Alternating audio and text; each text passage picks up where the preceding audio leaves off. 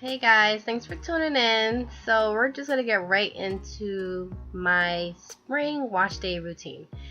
So I already put in my hair stopper, which is very important if you don't have one already, because you definitely don't want a plumbing bill. But I just started with the back, and I'm just really drenching that back section with water and finger detangling at the same time to loosen up any loose strands and just really to saturate the hair so it will get ready for the shampoo process. So here I have, you guessed it, 22nd Century's Shampoo Bar. This is in lavender. And just like how she does it, I rub it on the scalp first, like the roots area, and I just really try to get it in there. And then after that, I just use my fingers to massage the shampoo the shampoo oils into my scalp, and then I bring it down to my hair. I don't remember the last time I washed my hair when I recorded this video, so I'm going to assume it was a week ago. So it wasn't really necessarily dirty. So I believe I only did one application of this.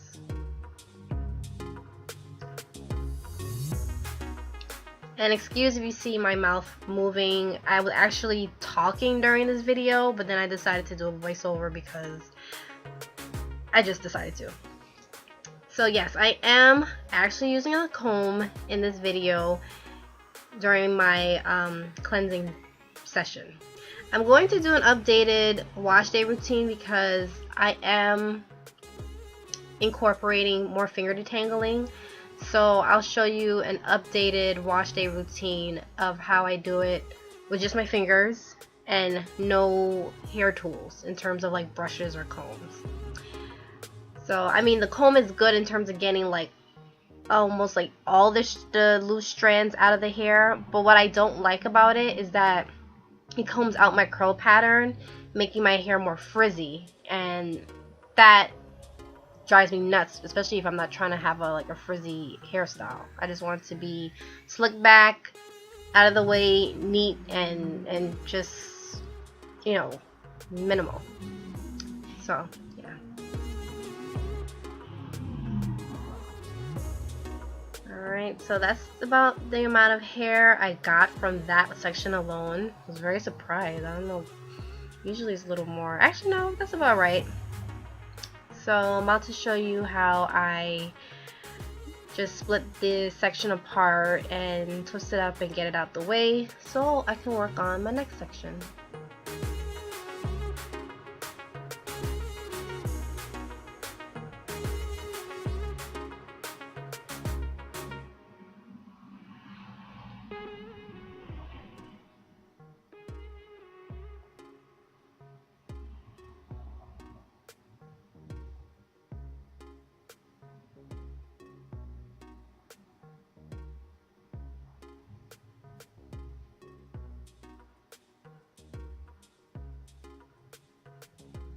Yeah, and if you notice I'm like wiping a lot, it's because it's fogging up the bathroom. I don't know how these other YouTubers record wash day routines in the bathroom and not have to wipe their screen, but I was really fogging up the bathroom.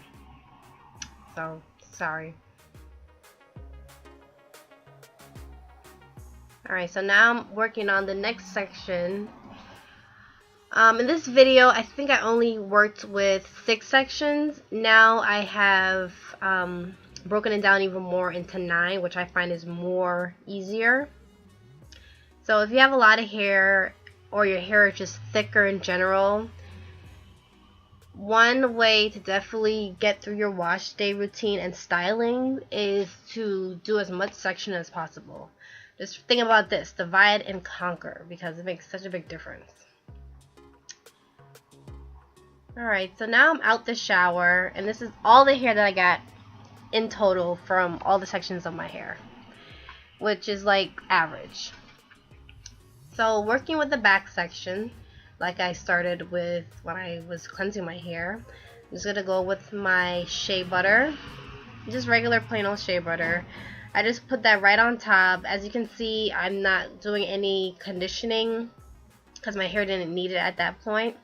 So I just seal it seal the moisture in with my shea butter, and sometimes I'll bounce around between shea butter and olive oil, shea butter, castor oil, or a little bit of all of them.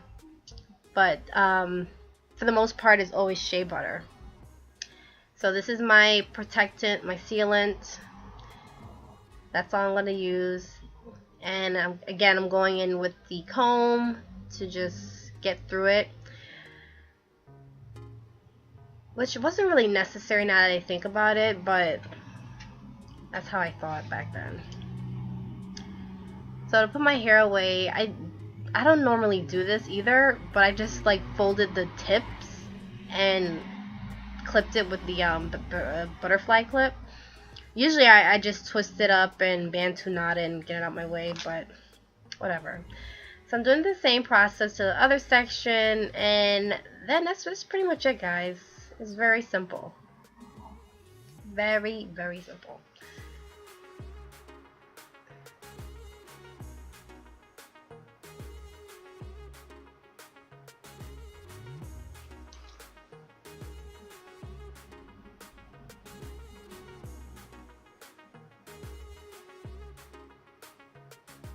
So apparently I ran into a little knot, and normally when I run into knots that I can't take out, I just snip them off.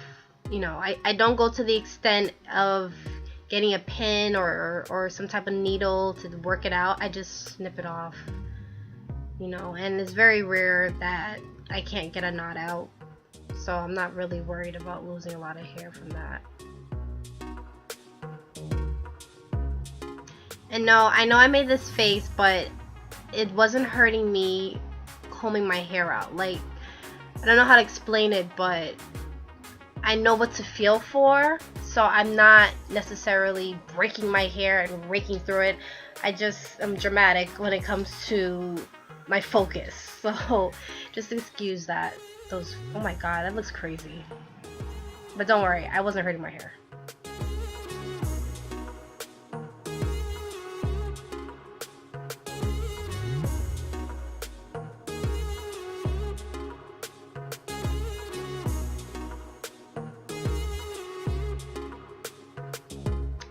Alright, so I'm just fast forwarding this part because that's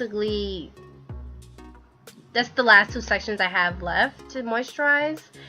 So I'm just going to fix my part of where I want my style to be this week.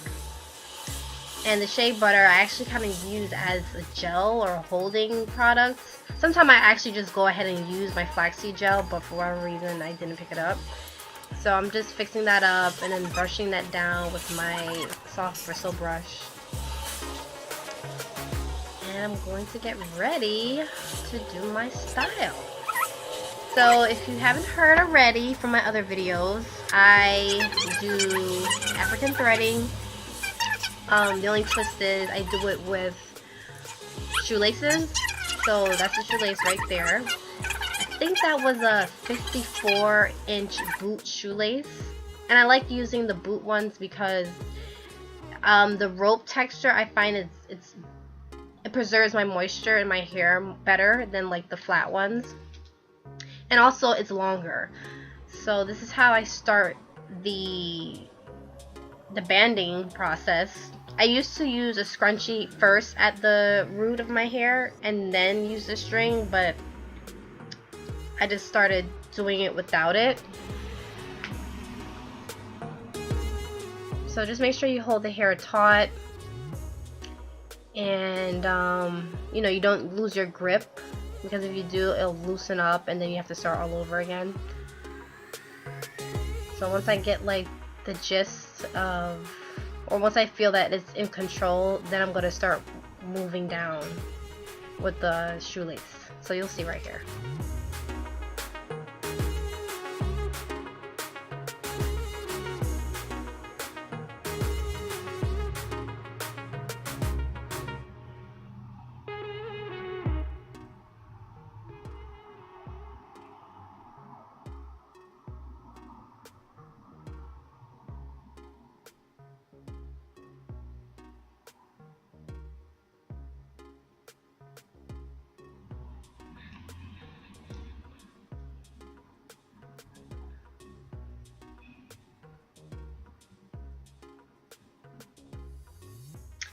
So when I run out of string, I basically just take a scrunchie and tie it around the end of that first string so it's secure, it won't unravel, and then I'll start all over again with another one. So basically I'm doing the same process again with another shoelace string. So I think this one was actually a 75-inch one, which I should have used in the beginning because I probably wouldn't have ran out, but it is what it is. So depending on how long your hair is, if you do decide to use a shoelace string, just play around with it. Maybe one could be suffice, or two. There's different sizes, so just play around with what suits your hair length.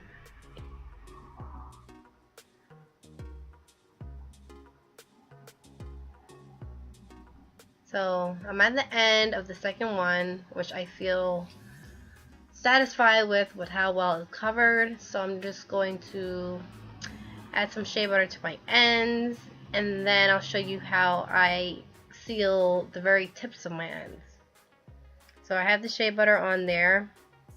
So what I do is, well, I gotta get rid of that part, but I'm just going to like fold that in half, and then I'm going to use a scrunchie and tie like the very end of that half of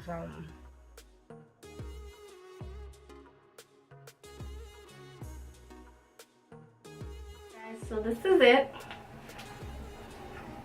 I like using the shoelace. Before I used to use like the scrunchies. I used to use a lot of those, and before that I would use my children's scrunchies, which was like kind of childish because they're all colorful. And then before that, or in between that, I would use my headbands, like the ones that look like a huge scrunchie. But I find this is the most effective and better way. It's black. It blends in with my hair. It's really strong. I don't have to worry about the elastic or the rubber band, eroding after a while. I also don't get that smell because I find like the rubber band after a while, it makes my hair smell like rubber bands.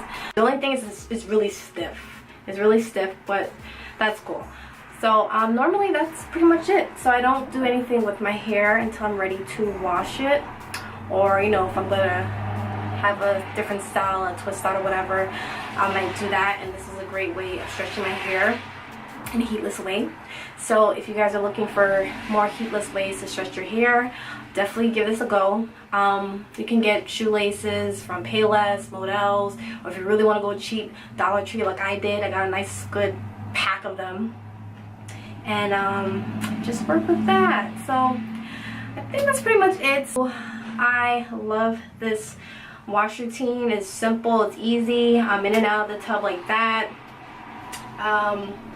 Let me see, the only thing is doing it in the shower, my hot water runs out, so I have to make sure I'm really getting it in there and getting it out, because I don't want to run out of hot water.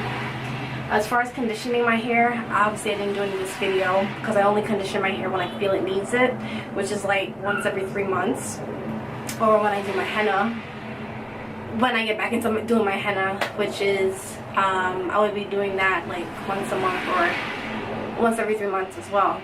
But yeah, I don't condition my hair. The shea butter is enough, and the shea butter is enough. If I want to put in oil, that's fine too. So yeah, I don't know what else to do. So during the week, if I find I have like flyaways or it's getting fuzzy for whatever reason, this is what I would do.